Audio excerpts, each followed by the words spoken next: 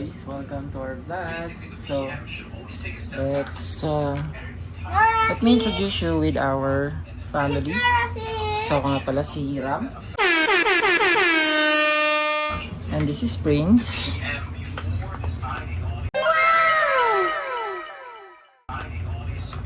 This is Nora.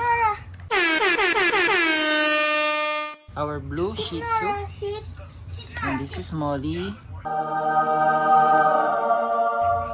Molly is a Pomeranian teacup. Oh. No. Huwag masyadong tatayo. Bawal silang magtayo-tayo kasi mga buntis ang aming mga anak. Sit muna. Cute nila. Sit muna, Nora. Sit muna. Mga wala pang ligo yan. Magtutumas ng walang ligo kasi mga buntis.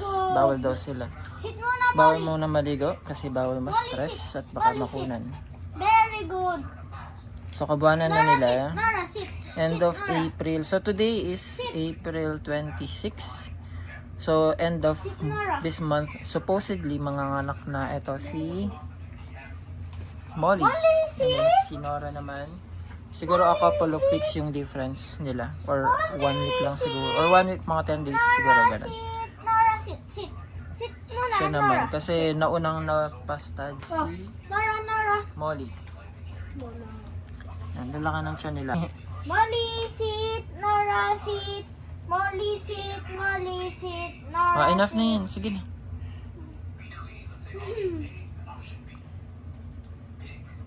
Si kuya na umitim dahil nag-swimming. Oh no! Nang 2 araw na walang ahon-ahon. Makulit. Ayan o. Itim-itim. Nagbalat yung mukha niya, pati yung braso. Kasi nag-family reunion, nag-swimming, nag-enjoy kasama ang mga pinsan. Okay, kasi sa kung nakikita nyo, may dog food sila naka-reserve dyan, tsaka tubig. Pero hindi yan yung talagang kinakain nila. Mas gusto nila ng kanin. So ang pinapakain namin sa kanila is naglalaga kami ng chicken tsaka ng atay. So minimix namin yan. Tapos nilalagaan din namin sila ng kalabasa at ng carrots. So minimix namin yun lahat-lahat. Tapos ihalo sa kanin. And then lalagyan ng konting tubig. Ayaw kasi nila ng super dry. Gusto nila yung medyo basa. Mas ginaganaan silang kumain. Ayun, tapos yung kinakain nila. Para healthy din sila. Kaya healthy din itong mga babies namin. Ayan. Si Molly is 1 year and 4 months na siya. Si Nora is 1 year and 1 month. Magwa 1 year and 2 months na siya. Ayan. Ito, si Nora is blue Shih Tzu. Mapapansin nyo yung balahibo niya. Come here. I mean yung balat niya mismo. Hindi makikita kasi ayaw niyang lumapit. Nibidyohan ko siya. Ayun, kulay blue yung balat niya. Blue Shih Tzu. So meron siyang document ng PCCI na blue Shih Tzu talaga siya. Hello. Say hello daw. Hello po mga kabagari. Malapit na rin kayo makaligo. Soon. Pagkapanganak niya. Siguro antay lang tayo ng 1 week tapos. Ilan po ba sila mga anak? Baka this month na. This week or next week.